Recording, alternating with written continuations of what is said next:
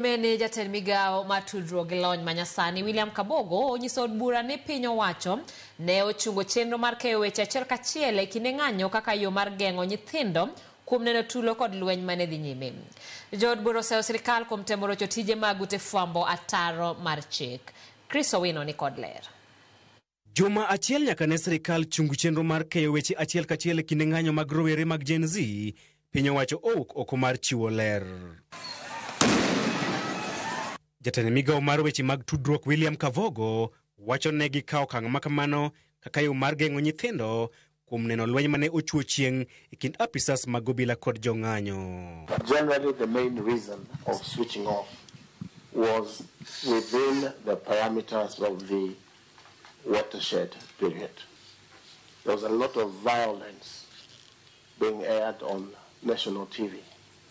And that violence, in my mind, within what we have said, was being aired when children and such like persons were watching TV. Jokanyo mag komiti mar od bura mochung'ne lony manyasani osiemo sirkal kuom tiyo gi chikno e pano timbe mag obila majendeke mag chielo jopiny kod magina e kinde ng'anyo. How do we situate it in a way that it is not left to the whims of the CS? So please find space where you're not looking for it under watershed this or watershed that. Provide for circumstances in which live streaming can be stopped and when it cannot be stopped. Kabogo lero ni piny owacho ok nyal bedo gi paro mar tamo ute fwambo chwalo lendo achiel kachiel e kinde ng'anyo poni ng'anyo otim e yo mar kwe.